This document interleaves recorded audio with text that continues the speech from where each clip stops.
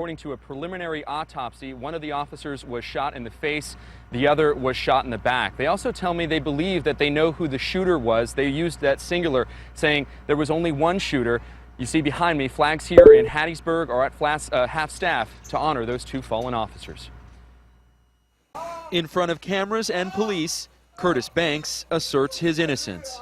Curtis, did you do it? No, sir, I didn't do it. The 26-year-old, now one of 4 suspects in custody after the shooting deaths of these Hattiesburg police officers. 2 of the suspects face capital murder charges. Never want this to happen. The men and women who go out every day to protect us. Addressing the city after the shootings, the face of Hattiesburg mayor said it all. And I want to tell you all that this community is one that has not had this kind of incident to happen to us in 30 years. We're very good. The men and ladies behind me are very good of solving these kinds of crimes. And they're very good about doing it because our community works together. You can't solve these kinds of crimes without our community working together. And they do that. The motive to what happened around 8 p.m. on Saturday night is still a mystery. During a traffic stop, veteran officer Benjamin Dean calls for backup. Moments after rookie officer LaCorey Tate arrives to help, both officers are shot and killed. Suspects Curtis Banks and his brother Marvin flee the scene. According to police, they steal a police cruiser for a getaway car. On Monday, a memorial for the fallen officers. For the small town of Hattiesburg, not much about the incident makes sense. It was overwhelming emotion. Filled with grief, Officer Tate's family says their son became a cop to make a difference in the world. He always wanted to be a police officer since he was young, playing with police cars and Xbox games and just having that protective spirit. That has always been one of his dreams. And while there may be no justification for what happened, the mother of one of the alleged shooters searched for an explanation. He was out of his man. He wasn't the same Marvin. Because he was on drugs? He was on them drugs, on that spice. He wasn't the same Marvin. Hi, my name is Greg Lassiter. Welcome to 30 Frames a Second this week. We have a great show for you, and we have lots to talk about, so don't touch that dial. We'll be right back.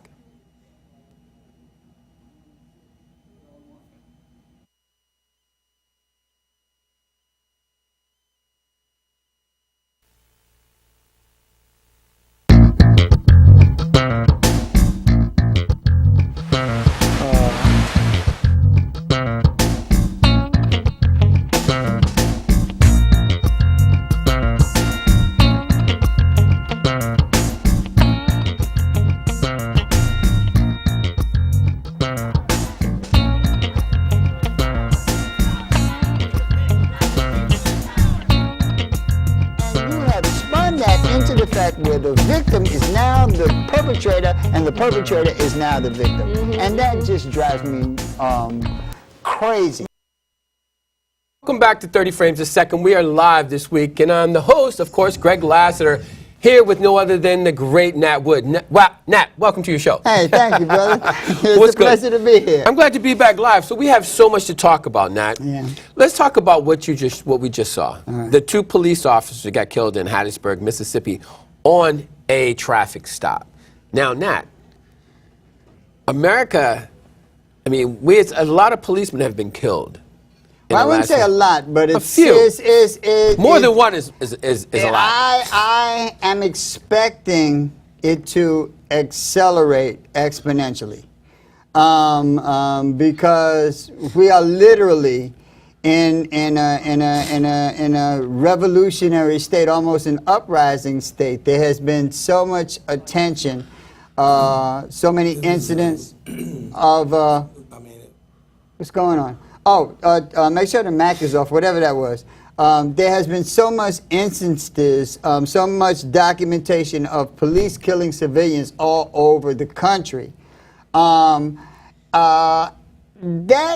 coupled with the fact that economically people are going through hell and high water. There is a resurgence in drugs, especially in like rural towns and upstate towns.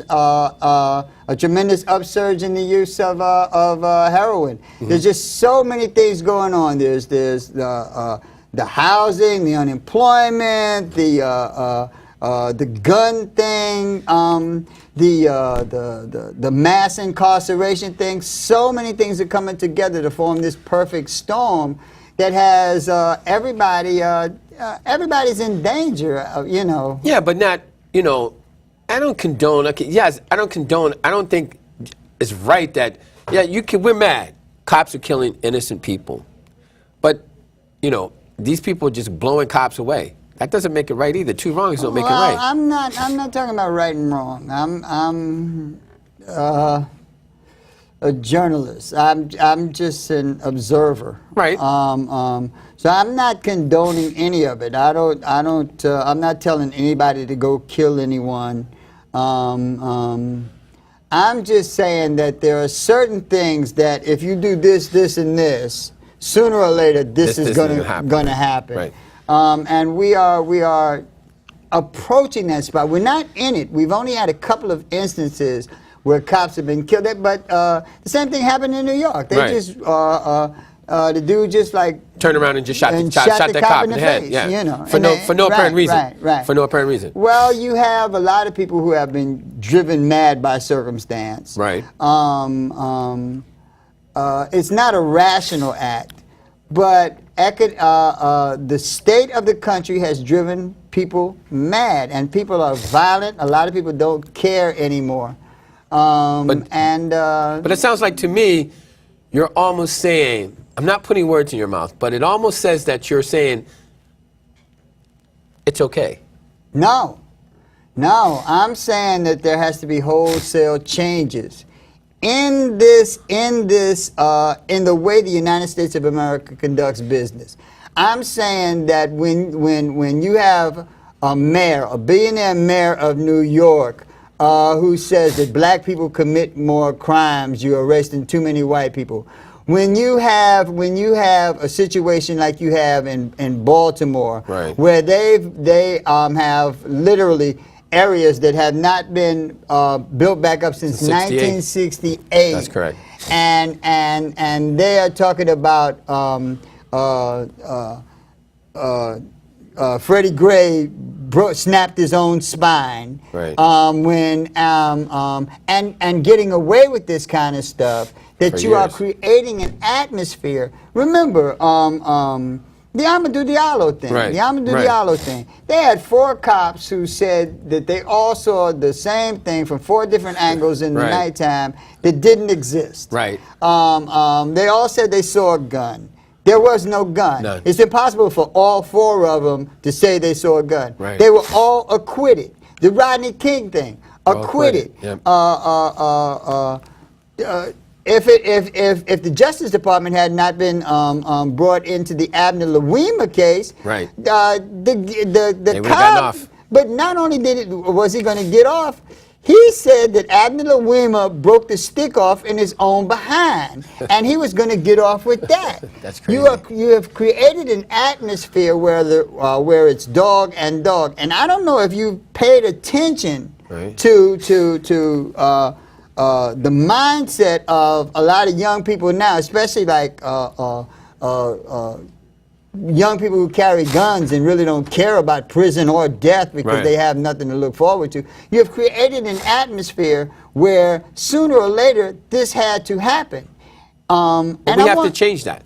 We have to change that. Yes, we do. We have to change that. We do. Which segue to Baltimore. Okay. Baltimore has a history of police brutality. Yes. It took Freddie Gray's death for them to do an uprising, which I never understood. It took the uprising for us to draw attention to what was going on in Baltimore. But see, here's the thing. I don't believe in rioting your own city. There's better ways to get attention.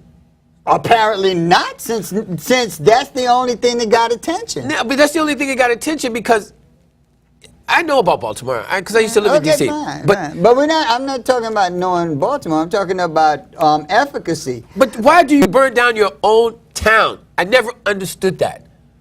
Frustration, yes, but burning down the only store in your block. They did it in L.A. Rodney King. Why they did it in Missouri?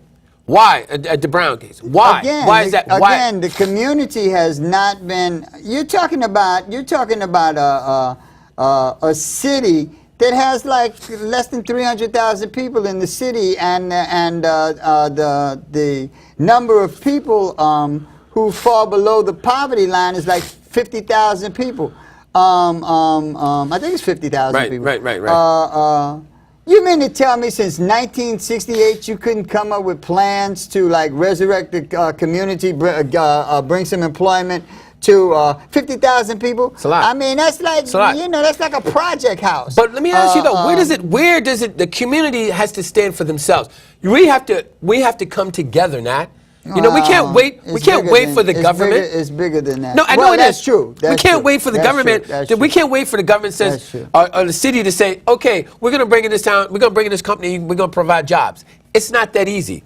You know it's not that easy. No, there's no jobs coming to any community. No. And it's not just, and it's twofold. It's not just, see, you're looking at this thing from an aspect of the community. I was talking about, and I went back and reread the book, and I was talking about the book that Amy Chua and her husband,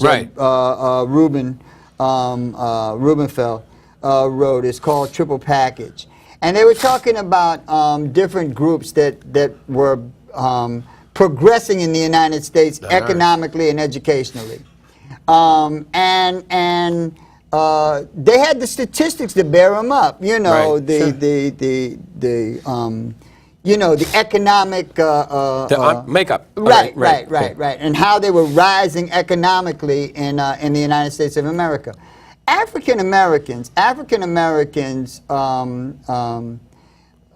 do less well than any other blacks from any place else in the world. Any other black immigrant. What do you attribute that to? What do you contribute Well, that to? this is what they said. And the fastest declining group, the group that is losing wealth faster than any other group, are whites who list themselves as either evangelical or fundamentalists. Right. So you have American blacks who are locked in a state of not progressing, and you have white rednecks, or the existing power group that is declining precipitously in their power hole. So you got two groups that are mad, and the immigrant groups are like really taking over. They said that Asians, Indians, well, not just Asians. Asians are doing exceptionally well. They're progressing. Jews still are doing well. But they think of themselves as the Indians are number one. Right. Indians are progressing We're talking fast. like Pakistani Indians, right? Right. And Indians from India. Right.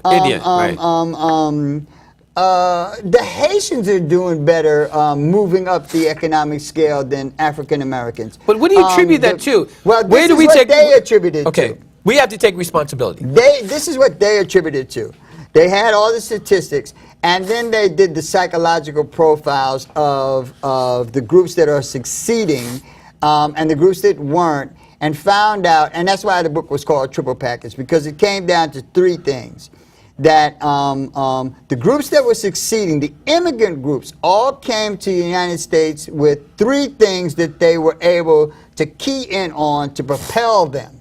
The first one was a sense of superiority. Not like Mein Kampf superiority, but a sense that we are a group here and we can achieve anything that is possible. We came from nowhere. We can succeed and exceed better than anyone else. The Jews still have this, even though they've been here. You know, in a lot of instances, they're not really immigrants anymore. But they still maintain this ethnic pride, this sense of competition and competing and exceeding and whatnot. So it's a sense of superiority. We can do anything better than anybody else if we apply ourselves. Okay. The second thing is a sense of insecurity, that because they are immigrant groups, they believe that the system itself is more inclined to dismiss them, so they have to work harder than anyone else. Okay. And the third thing that they have is impulse control. As ethnic groups, they are not inclined to buy a whole lot of stuff. They're also inclined, and it's not just materialistic impulse control. It's also when things get difficult, they have a tendency to hunker down together and bond as a group and stick it through hell and high water. Actually, the African group, the black group that is most successful in America, believe it or not, are the Nigerians, even though they only represent 0.001 percent, you know. And they said that it does not have to, it can be anything that triggers this sense of it could be cultural, it could be like they said with the Nigerians, they have this sense that they come from like some sort of Ba priesthood or some stuff, and that's where they get their focus. Where is the responsibility of ourselves to bring ourselves up? Because we don't seem to have that. We used to have it. Right. We used to have it. We were very, very successful. I think the premise that we have somehow arrived, we lost our edge, because in the 1830s, before cotton was king, and you know, once the cotton gin came out, they like revoked they took back all the property of black people and what. But this was slavery time. There was a black elite. There was a brown blacks were elite, Republicans, and a black elite, and they built institutions and opera houses and music halls and whatnot. As a matter of fact, they were an artisan elite, not an intellectual elite. A lot of people. When they hear the words mulatto elite, they think about W.B. Du Bois. But W.B. Du Bois was born in 1868. He's not really from the mulatto elite. The mulatto elite is 1835 or so. When they started the black church, the African Methodist Episcopal Church. And I'm not talking about the one in Philadelphia, because the one in Philadelphia was actually a white church, was owned and controlled by white people, but black people were in it. But the African Methodist Episcopal Church that was started in South Carolina, the one that had Denmark Vesey, was all black, controlled by blacks, and it gave white folks fits. But they had a sense of pride. The mulatto elite actually funded the black elite, because what the most expeditious way at that time to get out of slavery was miscegenation. Around 1835, 1820, almost all slaves were first-generation Africans. All the brownskins was like sort of kicked off the plantation and whatnot, and that's how they were able to form their own communities. So how do we get it back, Nat? We have, in order for us not to be a dying breed, we have to get that edge back. We have to come together. I don't think we can get it back in mass. I think we can only get it back. I think the only way we can get it back is family by family, community by community. But it doesn't work. It's not going to work that way. We have to get it. We have to get it. We all have to get that edge back as a community. It ain't gonna happen. We're lost. And people are going to be mad at me for saying this. We're lost. We're going to be lost. But I just don't see it. I just don't see it, because we don't have the same type of leaders and whatnot, and they have different agendas. You know, I say this. We don't need a leader over and over. But you have this schism in the activist community, and we've digressed to a place where you have all these intellectuals, all these government workers cussing each other out. You got Dyson cussing out West. You got a whole lot of people cussing out. And we got to stop that. We have to stop that, because don't think they can help themselves But you know anymore. what? just They're mad. They're from the old school, and they should know better. You know, Dyson doesn't like Wes. And that's, Sharpton doesn't like these people. Right.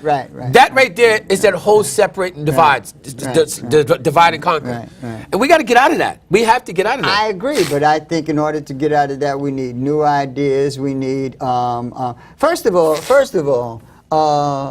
you were talking about Baltimore, right? And let me say this about that: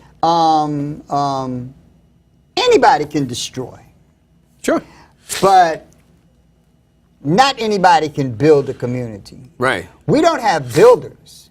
We can burn up a town, but we can't build a town. I was trying to make this point with some highfalutin activists and whatnot, and they were talking about Kimmy, you know, and the place that they in is like, you know, like falling apart. I mean, freaking rats and whatnot, you know. So I tried to make the point that there are economic issues, that real people are going through real hardships. It's not just police brutality. Right. People don't have jobs. We have 50% unemployment. Right. We don't have housing and whatnot. A lot of people have no health care, which is a death sentence in today's economy. And I told him, I said, well, you're right. I can't teach Africana studies. No. But I can put together a damn work crew better than anybody you know. right. You That's know? exactly right. That's right. You know. But here's the problem. Now, I'm glad you said Baltimore. Now they have to build the city up. How's that going to happen? With no money. Because Baltimore, well, I'm sorry, let me cut you off. All right. The government has given them, what, $7 billion now? It doesn't matter. What's going to happen to that? It doesn't matter. It doesn't matter. We need new ideas. We need young, fresh ideas. We need people who can get things done. That's only going to come from the young. And it takes really progressive people who are very, very, very focused in what they are doing, who monitor the efficacy of what it doesn't matter if what you're saying is right if nobody listens. It's true. If you don't progress from point A to point B, your plan lacks efficacy. Right. Even if it's a good plan, you got to come up with something to show people that something it can works. Right. So what's going to happen to Baltimore, in your opinion? What's going to happen? Baltimore is kind of in a better position because of the riots. It has focused tremendous attention to Baltimore. The problem with Baltimore is that now it's in the hands of politicians and stuff like that.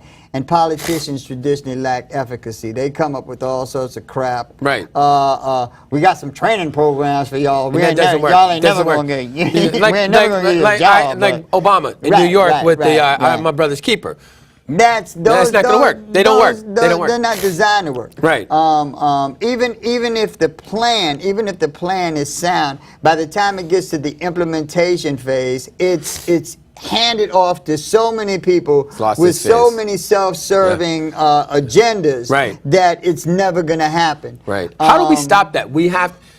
We've been doing the definition of insanity. Doing the same thing over and over and again. expecting different results. Right. If that's what's going to happen in Baltimore. Right. So, I mean, Baltimore is... Well, not necessarily. Not necessarily, because it's probable that that's what's going to happen in Baltimore, but it doesn't necessarily have to be that, because Baltimore, for the first time, you have a revolution that is not a revolutionary act that has nothing to do with the existing structure that tells you when to march, how to march, what to do, what to say, goes and lobbies this group. Now you have a revolutionary act that the politicians don't control, that the old activists don't control. Sharpton didn't start this. Sharpton can't stop it. Right. Obama didn't start this. Right. Obama can't stop it. The church didn't start this. The church can't stop it. These are young people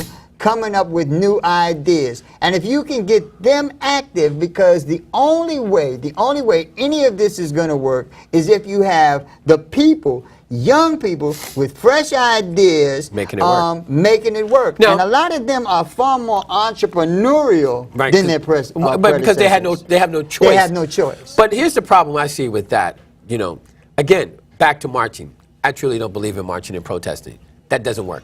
It worked in the 60s. It doesn't work now. Because if you want they to... didn't march. They burned the sucker down. But, it was, there's no point, though. If you it worked. How did it work? How did it work? I mean, it was bad to come to America and shoot up all the damn Indians, but they got the land. You know, it's a horrible analogy. Just because it's cold and it's cruel doesn't mean it's not efficacious. Baltimore. Or effective. Protesting. It's not going to work. It's not going to work. If you want to hit somebody, you hit them economically. If you ain't got no money, how the hell you gonna hit them economically? How do you do? How did Martin Luther King use that blueprint? Martin Luther King had a buttload full of money. Martin Luther King was blueprint, a PhD when he was the a blueprint of shutting down the bus system. That was a different time, a different You don't place. That was a different place and a different time. That was down south at a time when Southern blacks were closer in mindset to the Nigerians and Haitians and Jews of today. They had an immigrant mindset. They had a mindset that believed that they could exceed at anything they did. It was a true community. It wasn't Martin Luther King. Right. It was the population of the Deep South at that time itself. Martin Luther King didn't volunteer. He was drafted. And the mindset of those people down south were a mindset that white people, America wasn't going to give you anything, that you could do anything as well or better than anyone else. You had to work harder than anyone else, and that there was a strong sense of family. So all three things that they wrote about in the book Triple Package were in place. We only lost that around like the 70s. But you're going to tell me, if all the minorities in New York decided to not use MTA, what would happen? What would happen if all the minorities in New York City stopped using MTA? We shut them down. New York ain't what it was in the city. New York is a what you're saying to me, we would not have any effect if all the minorities in New York City stopped using MTA. Let me put it this way. Sorry, I got sinus problems. Okay. Let me put it this way.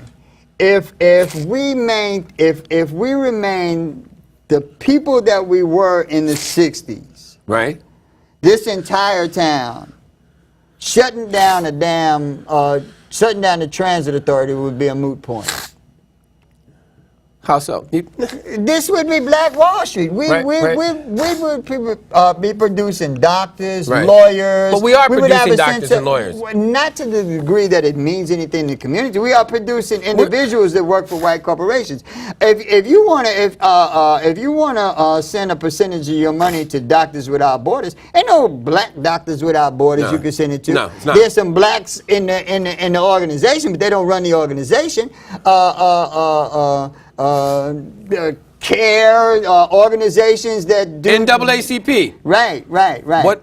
Well, the NAACP is not an organization, right, that actually does anything. The NAACP is a political organization. I'm not talking about politicians. Like I said, I can't teach Africana studies, but I can put together a damn work crew. I can take a house and take it from ghetto stage to Bobby Brown stage. I know who to call to get stuff done. Okay. We had a lot of opportunities in the 80s where we were given property to build up and could become co-ops today. A lot of it. But politically, we became so cutthroat at the prospect of one day having something Then we Wiped it all out. We wiped it all out. And that's, you so know we what? don't have the same mindset. But you know what? I still have to blame our community on that because we got people like who, for instance, Charlie Rangel. Right. Charlie Rangel is definitely party to that because look what he did to Harlem. Regentrification, really? Right. What does that mean? All the black people move out because Right. they can't afford to stay there. Right. It's people like him Right. who's doing that the masses Well, still vote for him. Listen, I agree with you, but I'm trying to move past the blame thing. But in because order- once you understand, right, In order to move past it, we gotta look. This is what's happening. We can't do it anymore. Correct. We haven't I done agree with that. I We agree keep with that. doing the same thing I over agree again. with you. I agree with you. I agree with you. I agree with you. I agree with you. And I we agree with and you. Harlem, I'm talking to you. I've said this for 5 years. If you want your community back, don't elect the fools that you guys elect, because it's not helping you. I don't think politicians got anything to do with it anymore. I think we again, there's a group of young people that need guidance. We're not giving Right. them the kind of guidance they need to achieve and succeed, and a sense of family and community. That's You first know, and foremost. Family and community right, is first. Right. Start with your family. Right. Start with your family. Have a sense of belonging to the group that's with you Right. and whatnot. Not You only know, a sense of belonging, a sense of camaraderie, a sense of identity. allegiance, a your sense of family identity. should be your Right, identity. right. That's a sense where of you start. loyalty. Right. Because everything blossoms from that. If you have that within your own household, it permeates out to your neighborhood.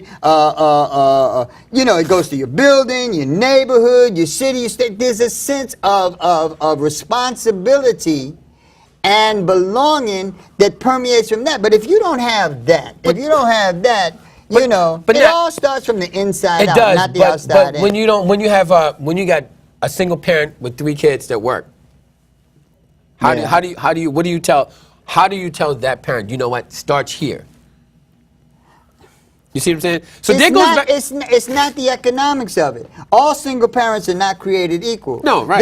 There are some single parents, some single mothers, some single fathers who have very little money. No, I was looking for the call. Put the thing up. That have very little wealth. But they are extraordinary parents. They are checking their children's homework. That's what we need. They show an interest in the child's development. They give their children a sense of destiny, a sense of belonging, of encouragement, that they believe in them.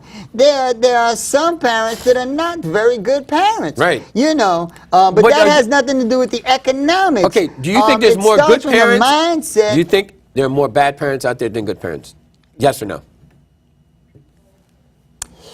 Ooh, I don't know if it's bad. I think that there is a lot of ignorance that very good that political is answer, though. entrenched. That's a very good political answer. Yeah. That's a very Yeah. So explain yourself then. Explain what you just said. There's a lot of ignorance that is that a no? Really? Is that a no or Really? yes? Really? No. Well, no. I think that we have been dumbed down to the point where there's just so much ignorance in the community that it's hard to get through to a lot of people. Really? You think? But why? Not dumbing down.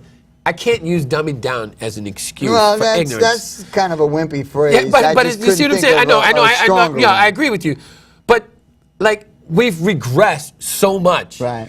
Just off on the subway coming down to the studio. How many times have I heard young black people, especially the Hispanics, use the N-word? Man. It comes out, it rolls out like it's nothing. And that's, that's ignorant. Hispanic is too all-encompassing. Latino. Well, that's too all-encompassing too, because you've attributed a word to a lot of different people from a lot of different countries, Right. and a lot of different circumstances and whatnot. There are. Well, okay, not to cut you off, we Wow. got 4 calls. Wow. Let's take one call at a time. All right. I want to hear this. Caller, welcome to 30 Frames a Second. Yeah. Hey, what's up? What's up, brother? buddy? Once again, Brother Dave, amazing show. And Brother Lassiter, I Thank swear you. to God, every time you say something, I have to attribute it to you wanting to be a devil's advocate. I have to. I got to play both parts of it. Yeah, I dig it, bro. But you want to know something that really irks me? Like, every time we've had basically a riot or uprising, the first thing the narrative becomes, why are they doing this to their own community? Right. And I'm like, I'm like 49 years on this planet, basically on the island of Manhattan. You know what I'm saying? Right. And I think about that thing, my community. And I'm like, all right, if I step out this door and walk 2 blocks in any direction, and I'm stopped by the police, and I tell them my address, one of the first things they're going to say is, what am I doing here? Right. You know what I'm saying? So what part of the community is, my community is that? You know what I'm saying? If I stepped in any store in any direction from my front door and whatnot, I don't see my people behind the counters and whatnot. So what part of the community is that? You know what I'm saying? But let me ask you this, though. I am able to pay $1,000 a month rent. Right.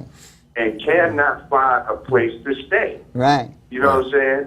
Right. What part of the community of my community is that? Good You know what I'm point. saying? So Yes. when I see these brothers and sisters doing the things that they do and whatnot, I can't help but attribute it to it being a revolutionary act and whatnot. Right. You know what I'm saying? Unfortunately, our mindset isn't when we'll say, all right, we'll get in cars, buses, and so on, and head over to their communities and whatnot, because actually we're living in their communities and whatnot. Right. Because they get their money from us and whatnot and cipher it off to everybody else, Right. and we're left with the scrap. Right. So, this narrative that we're burning our community, I don't think we've had a community since Rosewood, and you know what I'm saying? Correct. And, Tulsa and things like that. Correct. I just can't, I don't get it. So I don't buy into that narrative of us burning our own community. Y'all brothers stay up. Thanks. Right. Thank you, Let brother. me before Let's we take take some of let me- the- before you take that call, before I got my All mind right, thought. make it short, 'cause we got my calls. community is this: the place that you walk down and you buy your groceries from. When you burn it down, where you gonna get your groceries? Let's take the next call. Caller, welcome to 30 You Frames got a money Second. for groceries. Yes, How you doing? Walaikum salam, brother. Yes, sir. I believe this here, brother. I think that this here is policy that's been instituted against our people for over 500 years.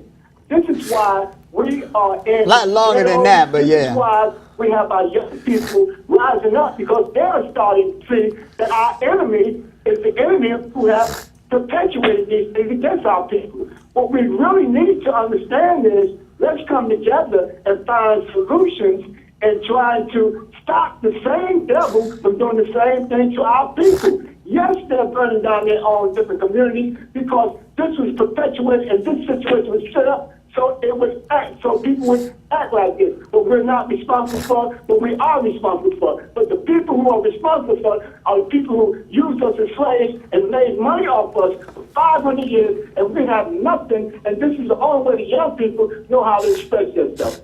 This is my belief, and y'all brothers have a good day. Thanks. All right. Let's take another call. Caller, welcome to 30 Frames. You're on the air. Hi, caller, you there? Hello? Yeah, Yes, you're there. you're on. Welcome to 30 Frames. You can hear me? Yes. Oh, okay. I didn't know it was me. I thought it was the fourth call. Oh, I want to say, hey, what up? Hi. How you Mr. doing? Woods and Mr. Lassiter. How are you, sir? How you doing? Yeah, I hope you feel better, Mr. Lassiter. Oh, yeah, I'm, hey, listen, I ain't dead. I'll The be- beat goes on. I'll be real quick. First of all, I want to say I heard something about the Baltimore CVS and check cashing store that was there. Mm-hmm. Now, I don't condone the burning or the whatever they did, but I heard when it was solid, those employees used to harass the neighborhood people who would shop there. They would follow them, stalk them, harass them, and they also would charge, as a check cashing, they would charge the black people like 20 I think it was 3 or 20% more on cashing the check. So they really harassed those people in the community. So it goes deeper, and my heart goes out to Freddie Gray, how he was treated with 2015 lynching. I said that on Community College last week, and we have to be mindful of that. And I really do agree with you, Mr. Wood, there's really nothing more we can do. We do have to have our own communities and our own groups because it is down to the wire now. It's down to the wire now, and we can't confide in absolutely nobody or trust in any type of political entity to hold us down. Look what Obama said about, and I have a question and I'll hang up. Look what Obama said about those people in Baltimore. He called them thugs. Right. But he didn't call the bankers that he helped. He didn't call all those bankers around Emmanuel. He didn't call those thugs, those people thugs. He didn't call, and even this black guy who just got sent to prison, federal prison for 3 years, Jerry Sterling. Right. He didn't call, Jerry Sterling. What about Petraeus? Petraeus leaked information, but he let him off. That's what I'm saying. Obama is something else, and we need to be mindful of that guy. He is not for us. My question to you is, do you think Make it quick, brother. We got like a whole bunch of calls. Do you think Marilyn Mosby has a powerful chance in winning 6 conventions against those guys? All right. Reinstate automatic. Be well. Thanks. All right, thank you. Let's take the remember that. Remember that. Well, okay, let's take the calls. Caller, welcome to 30 Frames. Good afternoon. How you guys? Good afternoon, Good. brother. How you doing? It's good to see you, Brother Wood. I hope your health is as good as it can be. Hey, listen, I'm here, so everything goes. The beat goes on. La-di-dee, la-di-da. All right. Well, first of all, I just want to say in Baltimore, let's get a narrative on the word thug. Thug goes back all the way back to the 1920s, and the white people were called thugs. The gangsters were called thugs. The mafia was called thugs. All those people, Al Capone, they were called thugs too. So, and it's been embraced by the black community, or I should say the hip hop community, aka Tupac Shakur, and Rihanna, who also has a thug tattoo on her body. And the hip hop community, those rappers, they like to think of themselves as thugs. So to me, if you were burning or pillaging and plundering, as the Vikings used to say, you are a thug. Turn that down a little bit. We're getting some sort of Okay, feedback. and then I also want to say that we as a people, we need to get together other than when somebody gets shot. It's true. Okay? And then we have politicians that tell us that crime is down. Bill de Blasio says that crime is down, but murders are up 10%. And shootings are up 9%. And Eric Adams was on TV the other day, taking kudos for saying that crime is down in his community. But about a month ago, you had 6 shootings in a 2-day period. So politicians will never tell you that crime is going up. Martin Luther King said there are 2 dangerous things in this world. 1 is a lying politician, and 2 is a lying preacher. Have a good day, gentlemen. All right, thank you, brother. We got a couple of more calls. Caller, welcome to 30 Frames. Hello? Yeah, you're on the air. On, caller. Yeah. I have to agree with that. I don't see Joe coming out of certain situations. As far as the people destroying their own neighborhoods. We don't know them yet. We don't know the houses. We don't know. And when people riot, that's actually the voice of people saying, help us, see us. We're in trouble. And no one is before or down. And one young man wanted to put the rod around it, because he told the rod, you're not here to help, you're here to harm. Nat, you look at that. All right, thanks. Always a pleasure seeing you. Oh, thank you, man. Thank you, man. Okay, let's address this. Guys, your community. The community you live in is your community. Because the community you live in, you shop there, you do your laundry there. So it's your community. I don't care how you look at it. I don't care how you look at it. Well, we can go home if you don't care how they look at it. But my question is, people see that. It's going on in the community. No. See, this is how you perceive community, but you have a different vantage point than the people in Baltimore. First of all, let me say this. Because we've been talking about whether or not it's their community, who owns this, who owns that. But I don't know if anybody ever been on the bus driving through those communities or going through those communities, But ain't much of a community. it ain't much change since before the burning. 68, right. You know, yeah, Baltimore's pretty the sad. CVS here and there. And a check cashing store there, You know, you make it sound like it was Beverly Hills and they burned it down. So the burning really didn't make that much question is, difference. though, but However, what it was effective. It doesn't matter what Obama calls black people. Right. It matters how black people see themselves. Right. The definition that Tupac had when he put down Thug for Life is not the same definition that they attribute to, rappers attributed to now when Rihanna is calling herself a thug. When Tupac had Thug for Life, it was him saying he was part of the black community. Whenever they interviewed Tupac, it was about the community. Right. If you listen to his lyrics, they were about the community.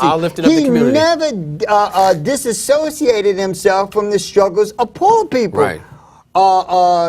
This group of rappers don't associate with poor people at all. They don't associate themselves with the community at all. So it's a different. It's the same word, but it's completely different in the way they perceive themselves. Okay.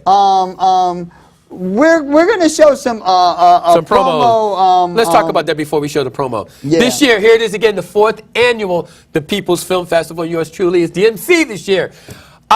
May 28th through May 31st. It's opening night, May 28th for the People's Film Festival. You got to be there. Go online, tpff.org, I think it is. No, thepeoplesfilmfestival.com.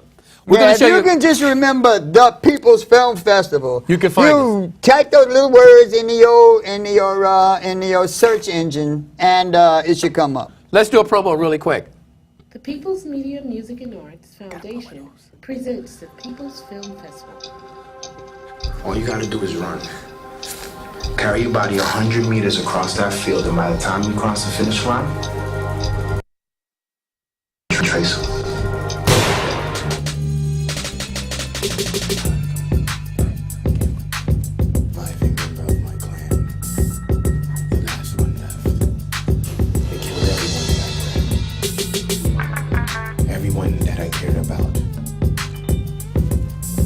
Every last one of them. I will have my revenge.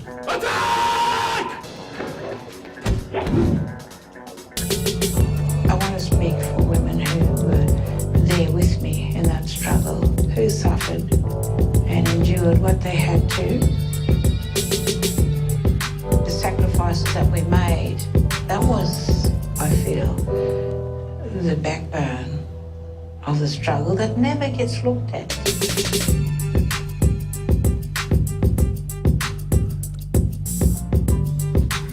Listen, everybody, a black man will never be accepted into Belmont's life.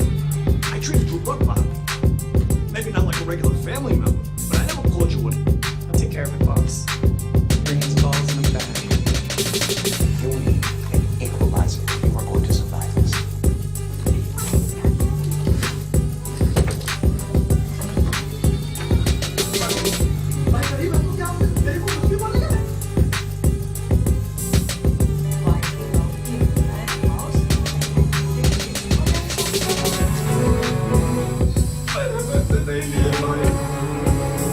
You mean servant?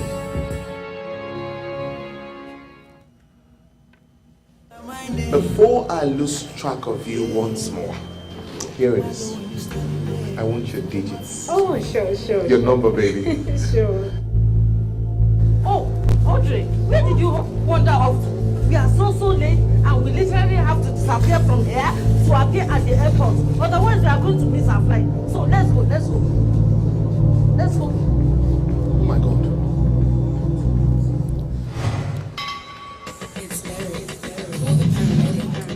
Oh, jeez. I couldn't get all her numbers.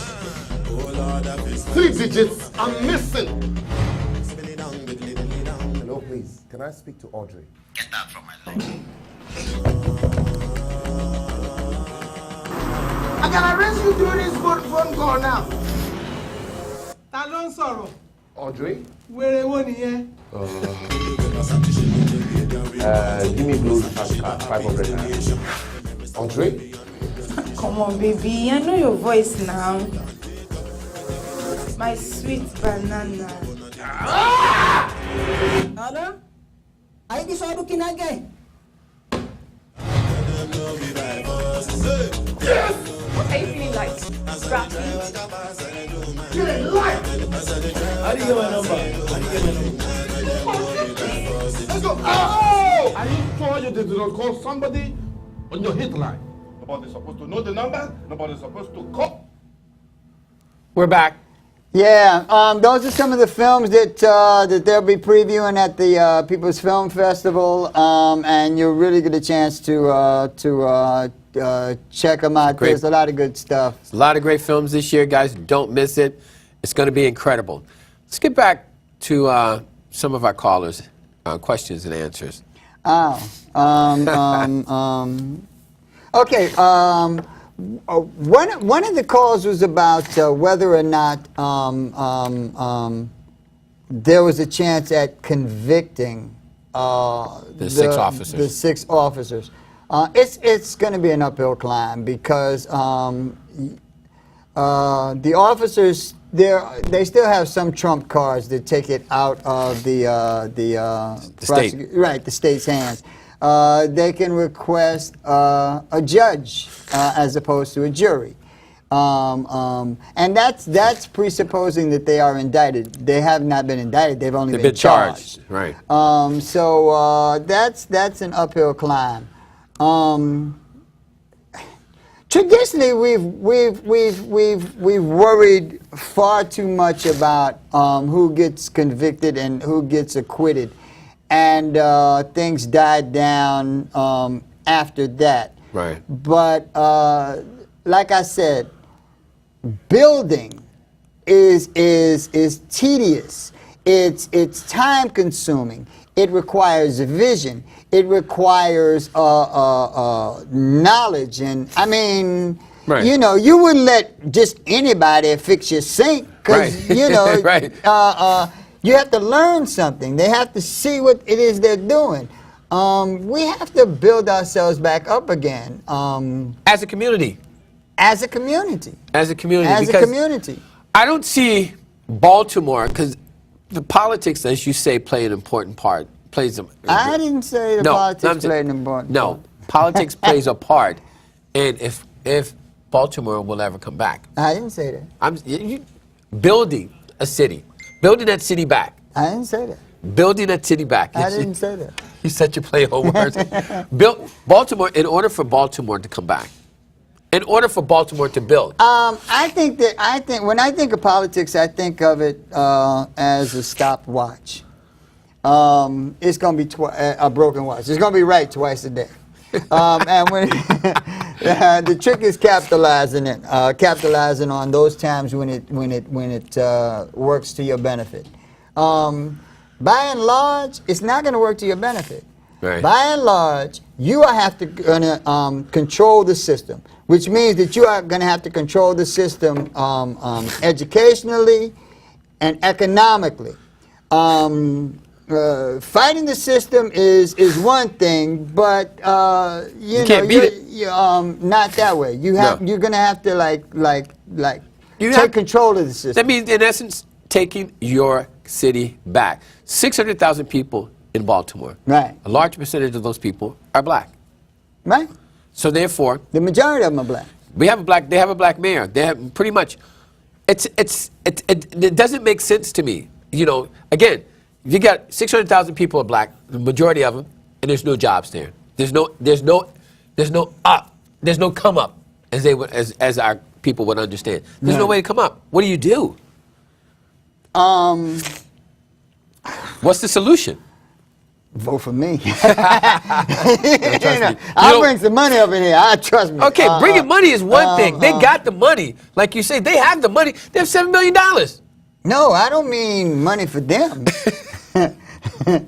Mr. Politician? Yeah. Well, they're probably going to kill me anyways. But no, the fact that there has been this much blight since the original riots in 1968 is unacceptable to me. Apparently, it has not been unacceptable to the politicians that have come and go. Telling me some crap about stop and frisk, and when you talk about stop and frisk, let's make something perfectly clear. Okay. All the people who were killed for the most part, Sean Bell, committed no crime, had no weapons. Amadou Diallo, committed no crime, had no weapons. Right. Eric Garner, committed no crime, had no weapons. Right. The guy, they're all dead. The guy who shot the police in the face had a weapon, Right. committed a crime, Right. he's alive. Right. He's alive. So Sad there but is- true. Well, so there is something to say that the police, no matter how much crap they tell Brown you, didn't have a they gun. ain't crazy. Right. Right. didn't Ramali have- Graham, didn't have a gun. he was in his own Right. bathroom taking a leak. His grandmama was there. His 6-year-old brother was there. They Yeah. kicked the door down, shot his ass. Right. Talking about he threw some reefer down the toilet. I don't know what they. So he gets shot for throwing reefer? So it still doesn't make sense, right? It don't make any Right, sense. right, You right. kick his door in Right. and you kill him.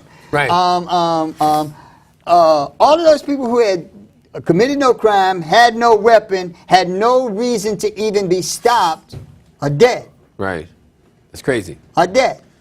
And I will wager a guess that unless it's just some bloody shoot 'em out and whatnot, the guys that killed the cops in Mississippi are going to stand trial. Oh yeah, they will. I think that's it for us, man. Oh yeah, we got like 2 minutes left. Well, I want to thank everybody for watching 30 Frames. As always, we're going to bring it to you uncut and raw, without a doubt. And we want you to tune in same time next week. Nat, you always do a great show. Right. Thanks for letting It's me going to be him and Veronica next week. And I want to say this, food for thought. And they went over this before. Freddie Gray is not the only person to be taken in police custody and denied medical treatment. And died. And died. 2,620 people were taken into police custody In Baltimore. and refused medical treatment. So this is a pandemic. This is not an aberration. This is not an only anomaly. that, Baltimore has settled 2 cases Correct. on police brutality. Correct. Where that happened. Correct. So yeah, correct. this is nothing new for Baltimore. Correct. Yeah. Correct. Always do a great show. Hey, no. We're out in a minute. I want to thank everybody for tuning in. I'm getting healthier. As I get healthier, I'm gonna get more rambunctious. still don't look good. I really appreciate your calls. I got we have the smartest people in the world. They playing my noise because they don't want to hear me no more. Peace. We'll see you next guys. week. Thank you. Thank you so much for tuning in.